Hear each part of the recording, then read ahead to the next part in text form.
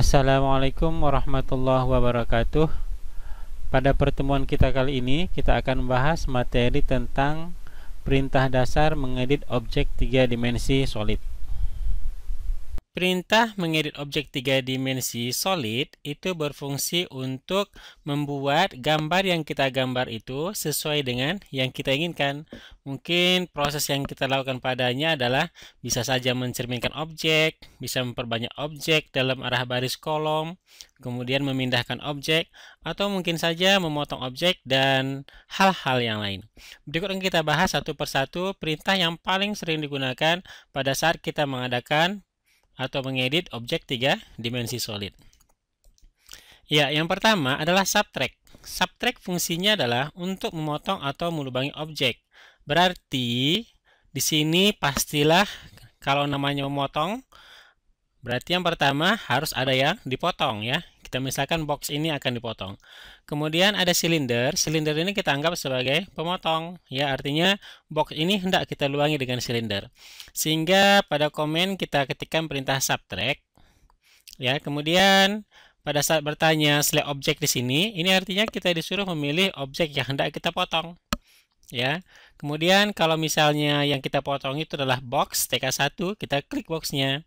Lalu select objek lagi, itu kalau ada objek lain yang hendak kita potong kita pilih, tapi kalau tidak ada kita enter saja ya. Seterusnya akan muncul select objek ya. Yang kedua ya, select objek yang kedua. Ini maksudnya adalah kita disuruh memilih objek yang bertindak sebagai pemotong. Dalam hal ini adalah apa? Ya, silinder ya. Sehingga kita klik silinder atau TK2-nya.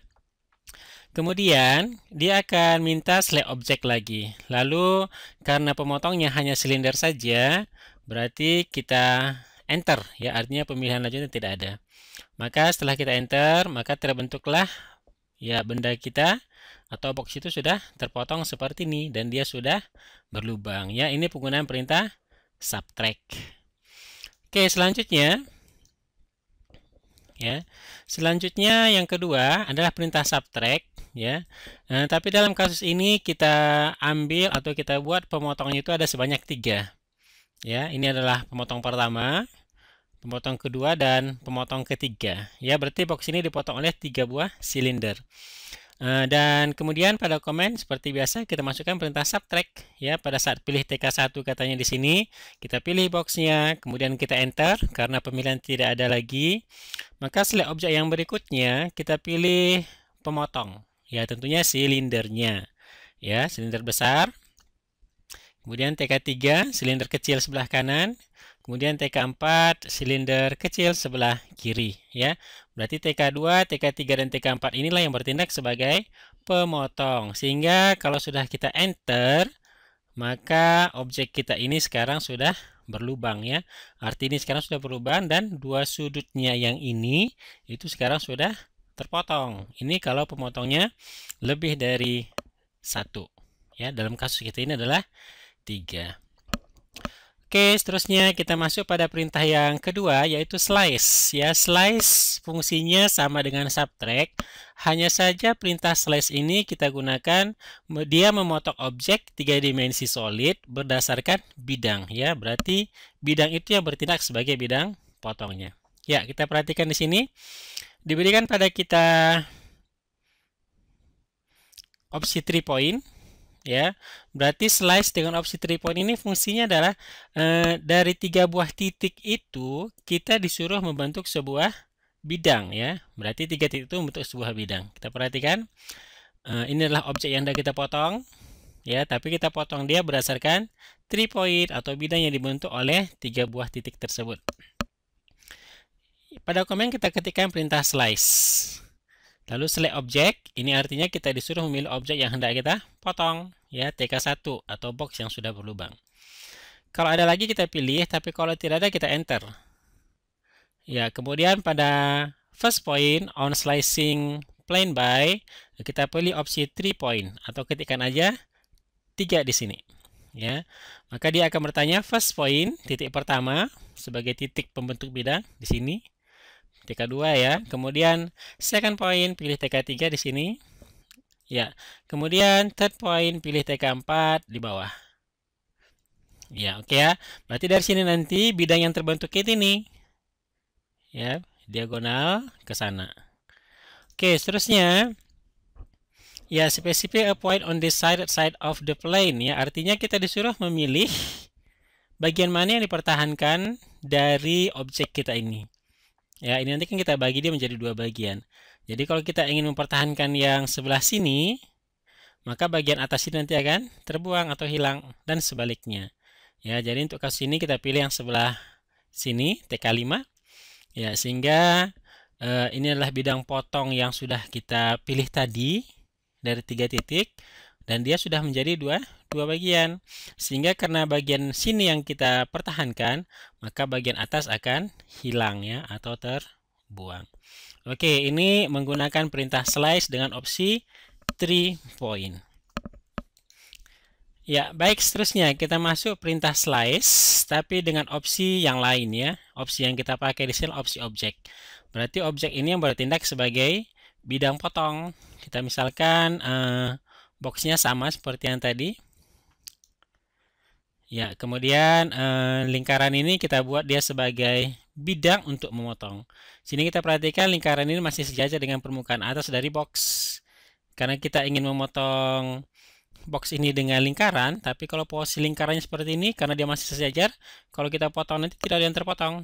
Ya, sehingga biar ada bagian yang terpotong dari box, ini kita lakukan pemutaran dulu atau kita beri kemiringannya untuk memotong.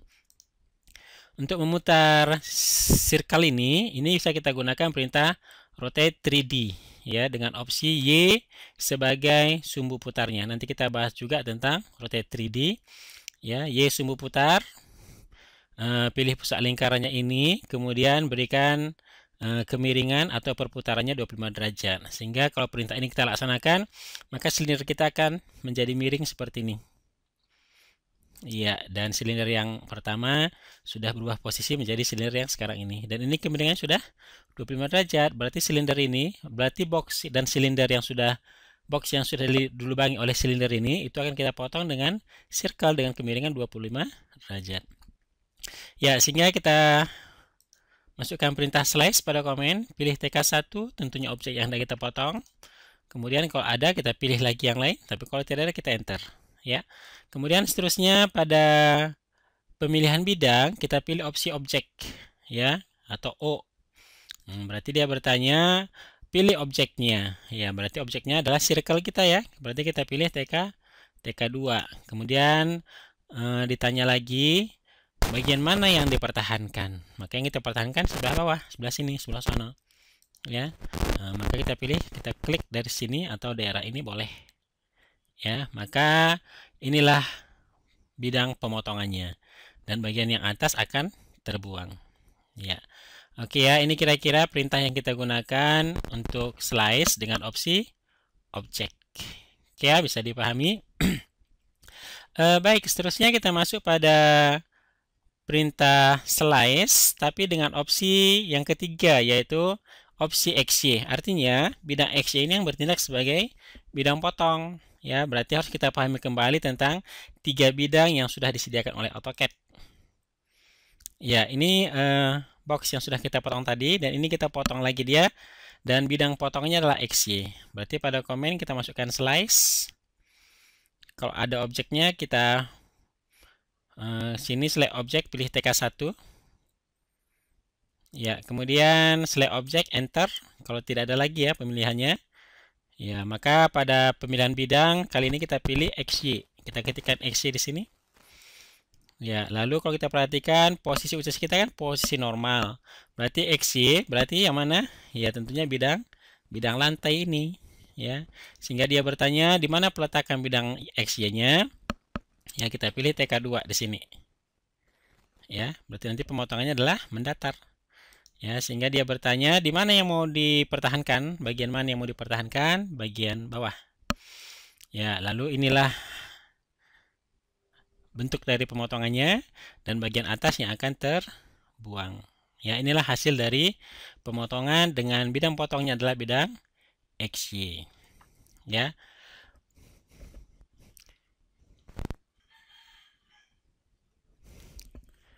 Ya, baik, seterusnya kita masuk pada perintah slice dengan opsi YZ, artinya YZ sebagai bidang potong.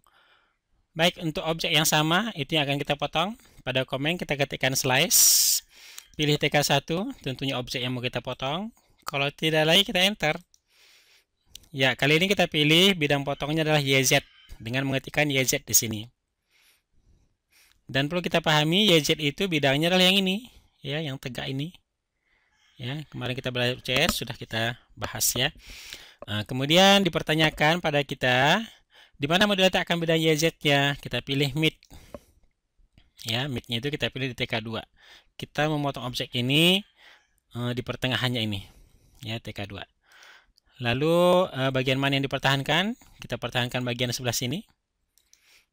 Ya, lalu inilah bentuk pemotongannya, dan bagian yang sini yang akan terbuang ya, karena yang bagian sana yang kita pertahankan.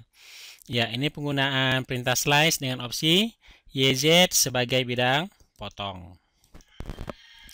Oke, seterusnya kita masuk pada perintah slice, kali ini dengan opsi ZX, artinya ZX yang bertindak sebagai bidang potong.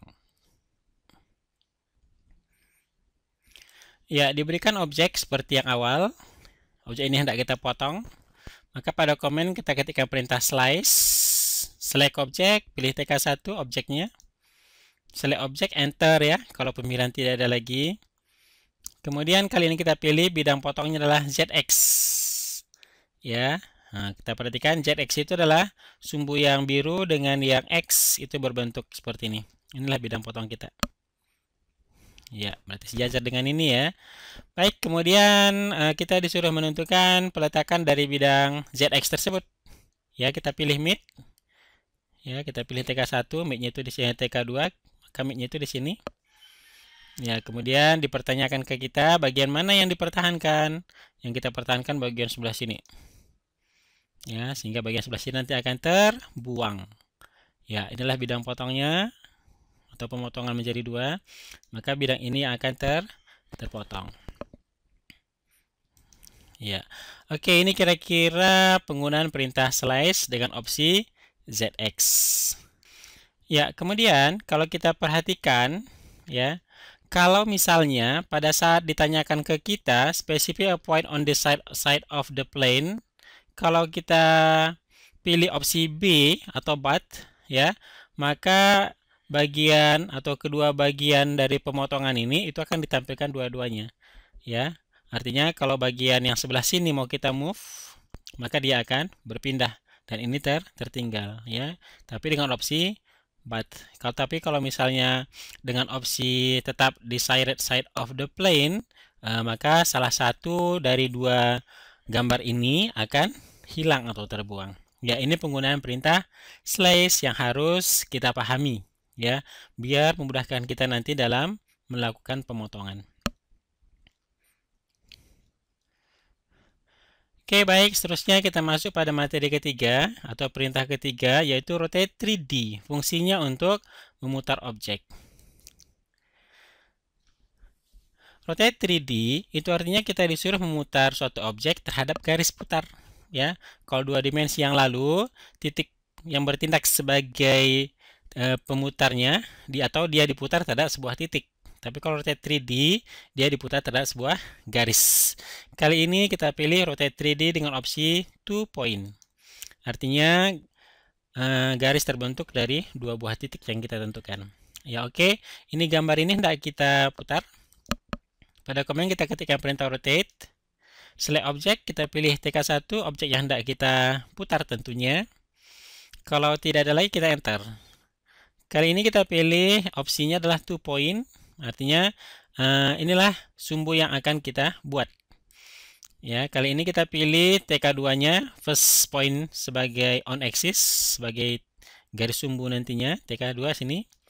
Kemudian second point-nya TK3 di sini. Berarti dengan sendirinya TK2 dengan TK3 ini kalau kita hubungkan membentuk sebuah garis, dan inilah kita sebut sebagai aksisnya atau garis sumbu putar. Ya, lalu ditanyakan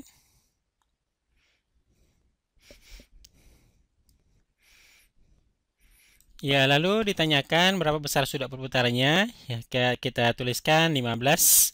Maka objek kita akan berputar seperti ini ya, 15 derajat. Ya, ini penggunaan perintah rotate 3D dengan opsi 2 point. Ya, 2 point itu adalah dua buah titik yang kita hubungkan sehingga membentuk sebuah garis. Ya, yang pertama ya. Kemudian yang kedua, rotate atau memutar objek dengan sumbu X sebagai sumbu putarnya. Ya, objeknya sama. Rotate 3D, ya kali ini kita langsung aja ketikkan semua ini. Kemudian pilih TK1, ya tentunya objek yang hendak kita putar. Kita enter ya, kalau pemilihan tidak ada lagi. Kali ini kita pilih X-axis sebagai sumbu putar. Kita ketikkan X di sini. Lalu pilih TK2, maksudnya di sini adalah peletakan dari garis sumbu ini tadi. Kalau kita perhatikan X itulah yang merah. Ya, berarti kalau kita klik di sini TK2, berarti ini yang bertindak sebagai sumbu X-nya gitu. Ya, kemudian 15 derajat, maka objek kita akan seperti ini. Sama seperti yang tadi ya. Kenapa? Karena sumbunya juga adalah sumbu yang ini ya. Ini penggunaan perintah rotate 3D dengan opsi X-axis. Ya, seterusnya rotate dengan opsi Y-axis, sumbu Y sebagai sumbu putar. Ya, pada komen kita ketikkan rotate 3D. Kita pilih TK1. Enter kalau tidak ada lagi. Kali ini kita pilih Y sebagai sumbunya. Ya, kemudian penempatan sumbu Y itu adalah di TK2 di sini. Sumbu Y itu kita perhatikan yang ini. Berarti identik dengan ini. Ya, berarti objek itu berputar terhadap sumbu ini. Kemudian kita beri sudutnya 15 derajat sehingga objek itu kan berputar seperti ini. Ya, inilah hasil pemutaran dengan rotate 3D dengan opsi Y-axis. Seterusnya, rotate 3D dengan Z-axis, artinya sumbu Z sebagai sumbu putar ya. Komen rotate 3D, pilih TK1 objeknya, kita enter kalau tidak ada lagi pemilihan. Kali ini kita pilih Z-axis dengan cukup mengetikkan Z saja. Ya, kemudian ditanyakan ke kita di mana posisi Z-axis. Sumbu Z-nya kita letakkan di chain ya, di pusat dari silinder ini. Berarti kita putar dia seperti ini.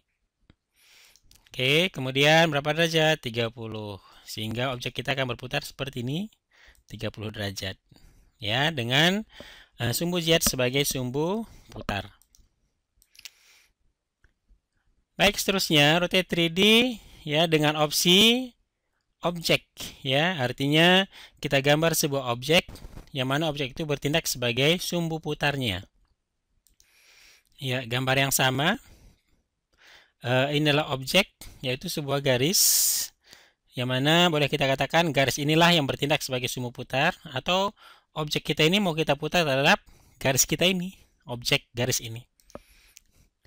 Ya, maka pada komen kita ketikkan perintah rotate 3D, pilih objeknya ya, TK1 seperti biasa. Enter kalau pemilihan tidak ada lagi. Ya, kali ini kita pilih opsi objek atau ketikkan saja O. Ya, objek yang kita gambar tadi di sini atau yang kita tampilkan adalah line ya, garis. Ya, berarti kita pilih garisnya atau TK2. Lalu berapa derajat pemutaran yang kita lakukan? 30 misalnya. Ya, sehingga objek kita nanti akan berputar 30 derajat terhadap garis ini. Sehingga gambar yang terbentuk adalah seperti ini. Ya, ini pemutaran dengan opsi garis sebagai sumbu putar, yang mana garis itu bertindak sebagai objek.